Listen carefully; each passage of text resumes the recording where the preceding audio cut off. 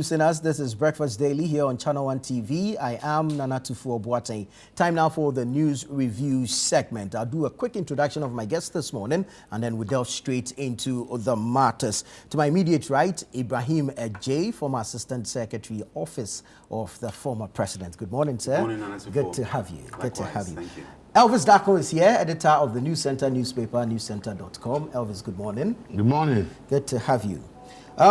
So let's get straight into it. We're starting off, of course, as everyone would expect, from Ablekuma North. The EC scheduled elections in 19 polling stations within the constituency to bring finality to the matter of this stalemate, if you like.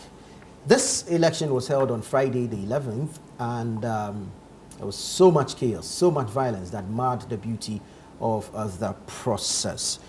Ibrahim, I don't know if you were there. Were you? No, I wasn't there. You weren't there? Yeah. But I'm sure you must have observed the process. Yeah. So your initial reactions, because I don't know why in this day and age, where people are expected to go cast their ballots, go back home, allow party agents and the EC do their collation and declare a winner.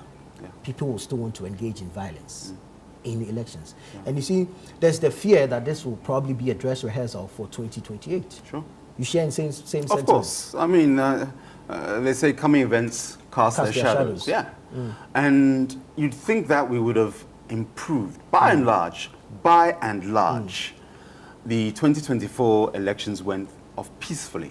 I mean, we've got some, is it 50,000 plus polling stations, 56,000 something polling stations. Yes, there were instances where violence happened. You know, I'm talking Ablekuma North in itself in 2024. But what has happened, the failure of the security services, Nanatufu, last Friday, is a travesty of our democracy. And I say that. It's a total failure. Because anything that was done by the security services was lip service. It was cosmetic, and rather it was counterintuitive. And I say that specifically because there was warning signals. We were on this platform, Elvis, last week with you, Nanatufu, discussing this very issue about the rerun, and that there had to be security. The police cannot tell me, given the violence that had happened in that very same constituency. Right. You know, you had one, ballot box being burnt, when we were talking about 3 polling stations needed to be collated, just collated. Yeah. And I so much enjoyed what Elvis said last week. You've given a court order, declare and let the matter rest, and the EC failed to do that. I want to put the EC to a side. They're not on the table on this issue, personally. It's the security services. And within that, government, I mean, the silence of His Excellency John Dramani Mahama is deafening. Deafening. And it's something that needs to be addressed. Because clearly, and nobody should try and say there's bias in my submission. Show me those of the NPP who were instigating the wanton violence that happened there. Show me, so that we can also put them in the dock. Clearly NDC activists. And we saw on social media how in the foreground of Jubilee House, Nanatufu, you had these thugs being mobilized to go to Ablekuma North. It's there. And if you want to say, well, these are, some had military fatigue. But in this day and age where we can determine who is military and who is, quote unquote, a thug, in terms of that grouping that we saw on social media. You want to be, when I say you, me, I want to be direct but still constructive in the submission that I want to make. The EC, and I think it happens in certain areas, when there is an election, by-election or the main election, we know that where the polling station is. Now, normally everybody can queue, and only when you get to the electoral offices, then you submit your voter's ID card, am I right? So that they can then verify you, then they use that indelible ink on your finger, and you go and vote. What we need to do now, you know, Atiwa is coming. Yeah. Akwatia is coming. If you don't have a voter's ID card, they need to cordon off the area. On average, when you do the maths, when you do the maths, how many voters we have in Ghana registered by the number of polling stations? On average, it's around 389 people per polling station. On average, others are more. Say 400 people. And 400 won't come at one go. Yeah. So you can cordon off the area where you're going to vote. So even before you get to the electoral office in Nana 4, present your ID card, your voter's ID card, so we know that you are legitimately meant to be there. So then you can join the queue. All other bystanders, you stand away some 50 meters or 100 meters away. This is what we need now to enact in order to bring sanity to Akwatia and, of course, 2028. Because what the NDC have shown, and I know they'll come back and say, you do me, I do you. We'll get there. What the NDC have shown clearly is that 2028, if we, the MPP, are not ready to meet them boot for boot, and I'm speaking as constructively as I can, but speaking to the reality on the ground, it will be chaos in 2028. And I'm not speaking in a way that I'm somehow prophesizing doom, but I'm open to the reality that we are all seeing. Right. And so government and security services, all parties, should understand that if there's no cure, you cannot somehow legislate for how individuals will protect their ballot papers, protect their ballot boxes, and protect their polling stations come 2028. And I believe that if we put in certain measures, this negativity that you're hearing in my voice today may not come to pass. Sure. Because EC, Electoral Commission, the police service, the army, all other security agencies can make sure that they show us examples of how the elections will be run moving forward. And Akwatia is a nice template for all these agencies that I mentioned to show us that, God willing, Astaghfirullah, Ablekuma North was an aberration, was an exception to the rule that we are used to. Because generally Ghana, election-wise, apart from a few hotspots, we are generally peaceful. We are. That's why I mentioned that. Indeed. We are. So I don't want to make this flashpoint represent the totality. But we operate in a winner-takes-all system. When you win, you win. You win. If you lose, go home. And we want that 2028 is peaceful.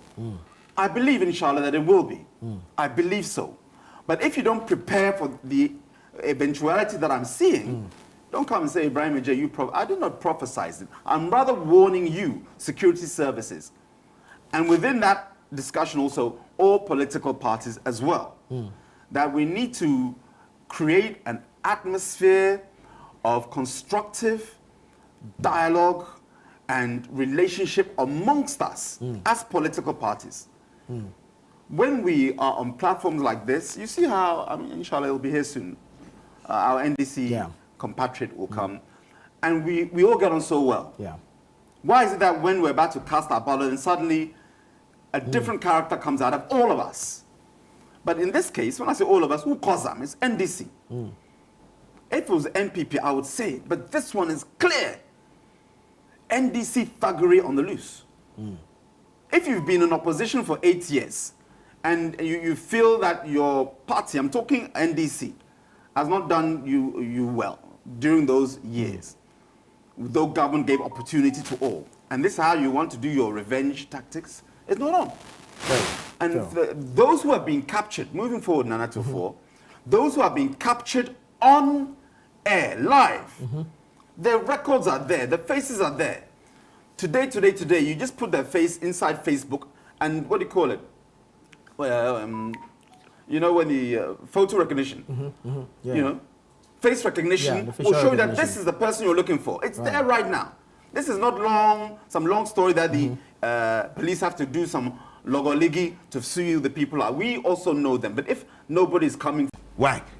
If they are providing you with that security, is to make sure, in the first place, is to make sure that there is peace, to make sure that nobody attacks you, right? So whilst they are there to provide that security and peace, why should it be the opposite? That there should be fight, there should always be agitation. And they know each other. It's not like they don't know each other. That's where sometimes I don't believe, and I say it is mostly about personal scores that you want. But as a nation, can we always be paying lip service to what happens? Right. No, it must get to a point we say enough is enough. Very we should be able to get to a point to say that where there is by-election, we should not expect people, the top echelon, everybody descending there. It should be left to the constituency. It should be left to them.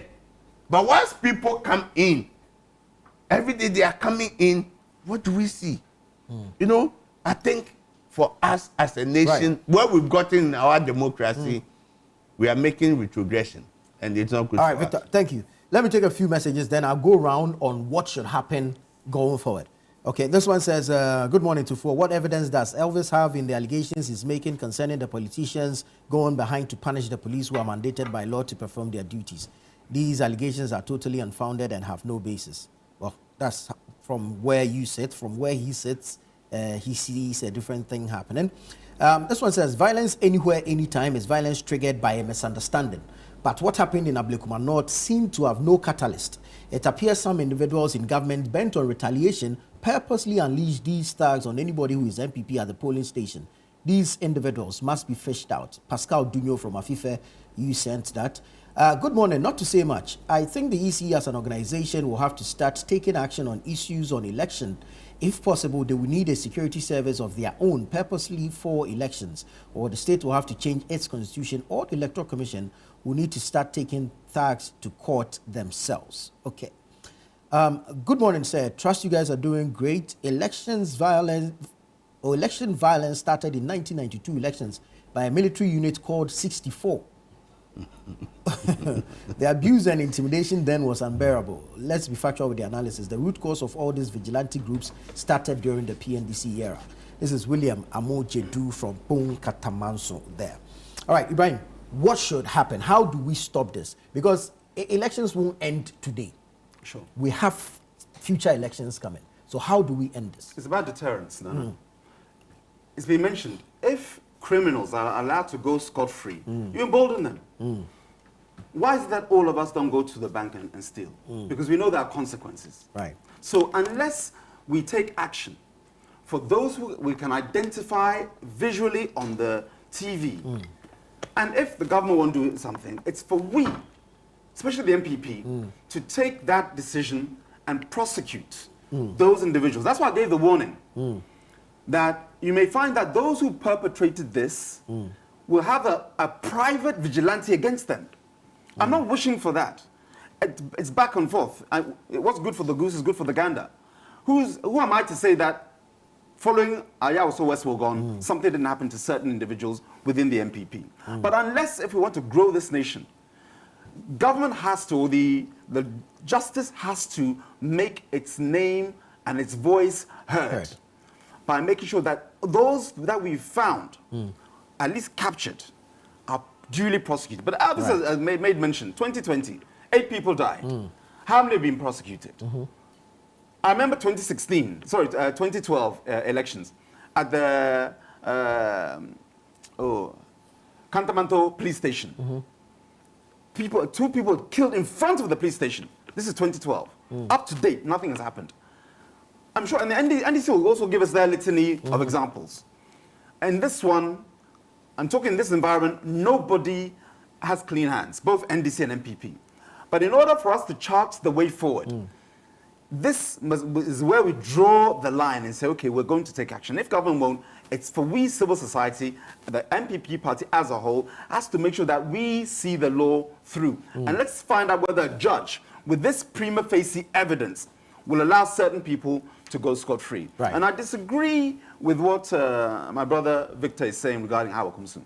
If you look at the chronology of events, she was not instigating an attack.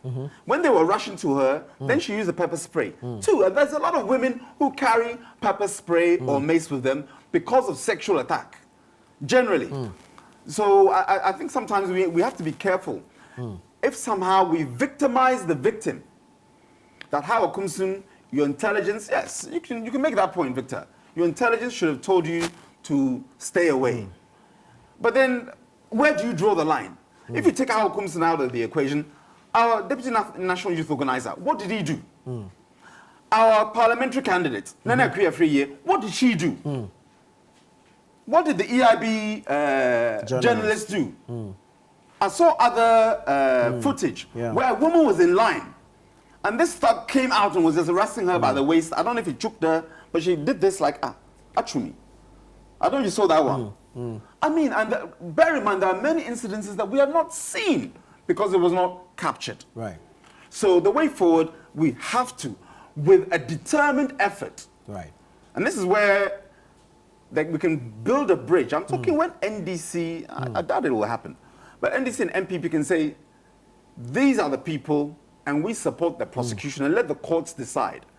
I doubt that NDC will join us in that litigation, you know, that court action, but the courts must do their job and bring these people to justice. That's how you deter moving forward. And last 30 seconds, as I said before, on average, we have 41,096 polling stations in Ghana. Divided that by 16 million registered, comes to 390 people per polling station, 400 per in the whole. So we know that this is the polling station. Before you get to the electoral officer and show your card, which is far gone, at the moment you enter, it's cordoned off, a block jeme. Only those with the card can enter. Then all those other actors on whichever political divide are kept far away. I'm speaking to 2028. Right. A quartet can be a template. Cordon off the area. If you don't have the voter ID card for this polling station, I beg, free home, go home, or stay around 100 meters away. At least we can have sanity where people are going to queue and cast their ballot, because it's only 400 people per polling station across the 10 hours of the day. You get people coming in 10 at a time, 2 at a time. That's how we can bring sanity. We cordon off the polling station, allowing only those with a voter ID to come in. Very well. Elvis, going forward. There's no going forward. We are just where we are. Until we decide. CSOs, Peace Council. Oh, forget about this thing. It doesn't do anything. See, the thing even is, the Peace Council. Oh, Apu, all this already have been there. What? And sometimes, stop. See, sometimes, I hate it when we pretend in this country. Even the Peace Council cannot do anything. Where were they in 2020? Was Peace Council not in existence? So it's 2024 just, election. so it's No, just when 2024 was Peace Council not in existence. It was. Ablekuma was it? Peace Council in existence. It was. So what are you telling me? Why are we not looking at the reality and face it? We want to always please ourselves. We are going to die one day. So how do we face this reality? The violence will make Ghana ungovernable for all of us. One day. You have all the money, you have all the, but you can't leave your home. Because the situation has escalated beyond control. This is what it is. We cannot continue to be pretending. Why do we pretend in this country? Peace Council what? Peace Council have been in this country, 8 people have been killed in 2020 election. What happened? 2012, what happened? 2024, what happened? We must tell ourselves that we are failing ourselves. We are going on a path that can lead us to destruction. We must say it. Crime has no expiry date. Let's fish out people and put them there. And jail them, let the court decide that the person is guilty. People maim people. Go and see the Ayawaso West Gogon guy. Some of them have become persons with disability. Some of them have legs amputated. Who has given them justice? The 8 that died in 2020, who has given them justice? The many people that were macheted in various by-elections in this country, who has given them justice? And you are not giving people justice and you expect peace to prevail. How can there be peace when there's no justice? Where can there be peace when there's no justice? Retribution will continue until we begin to deliver justice. So long as we are not willing to deliver justice, retribution will be the solution. Because if the state cannot protect me, if the state cannot make sure that when somebody offends me, the person gets punished, then we must find a way of defending ourselves. We must find a way of repaying people for what they have done to us.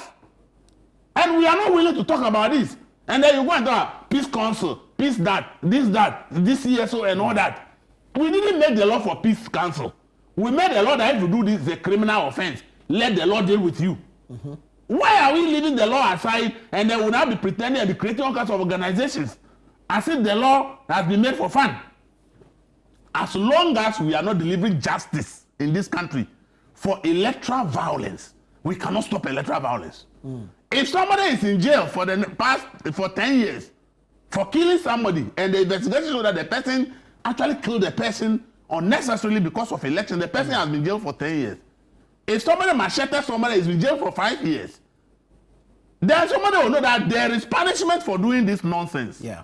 Yeah. But I'm telling you that check from 2000 to now, give me 5 cases of people who have caused such mayhem and have been successfully jailed. In Tennessee by-election, we saw somebody shooting into the crowd. Yeah. It was captured on video. Security told us that they can't find the person. Up to today, we don't know who is the person. We can't find the person. What are we talking about in this country? We are pretending and the thing is getting worse, it's getting worse, it's getting worse, and we are pretending. We pretended and went to pass a law in 2019, and 2020, 8 people died. It happened, yeah. And in 2024, we saw all the violence in this country. Police said we have arrested some people, they have been granted bail. That has become the end of the case. And we are not going to face these issues and talk about it. The person said the test, if he has a police friend or no people, they should go and ask them about when they take action against politicians, the kind of punishment that they are giving. The person should talk to the police. Yeah. Now, anytime, even when they arrest somebody just for reckless driving when it's a politician, should go and find out how the politicians pass back to make sure that those people are punished. Yeah. If you know, you will not be here. Another police person listening to me knows that I'm telling the truth. That when they do things, they apply the law to politicians. They get punished for applying the law to politicians. And then we are pretending that we don't know that this happened. But we know that the thing is happening. And we are not taking steps to safeguard the police from political control. So when you say, have an independent police complaints commission that will make sure that people are dealt with, so that when the politicians tell them, go and do, say, no, there's a law that if I try, I will be punished. Yeah. They say no, NDC rejected it, NPP rejected it as all in government. And then we are sitting there pretending like nothing is happening. I'm telling you, look, you will be killed and the police will stay there, they will pretend like they didn't see it. You saw it. Yeah. What people were being attacked, in just, the police people were running away. Police actually turned and look in They were looking elsewhere. Yeah. Their own barricades were being removed and they were looking elsewhere. Yeah. And you, instead of us sitting down and say, this is wrong, let's punish people. You are talking about peace council, civil society, and the co-minini and co-minini. Your co-minini will not solve the problem. Right. Until we deliver justice, there will be retribution. Right. Because Nana, if your brother, your family member, your friend or colleague get named because of an election, there's no way you will not want to seek retribution when the state fails to deliver justice on your behalf. There's no way you will not seek retribution. How a Kumsi issue came, whatever was done was unjustifiable. But the NDC now shared videos and said, this is their member attacked by Haya Kumsi's guard, and the guy is dead. Yeah. They were sharing videos of a guy that was attacked by Haya Kumsi's guards. Yeah. According to the NDC, bodyguards, and the guy is now dead. You think if that person is your family, or your party member, your colleague, your schoolmate, your church member, whatever it is, you will not seek retribution for that person. So we should stop the pretense. Right. Elvis, thank you. Victor, you have the final take on what should happen next to stop some of these things. I agree that justice must be served. True. Because people have been named.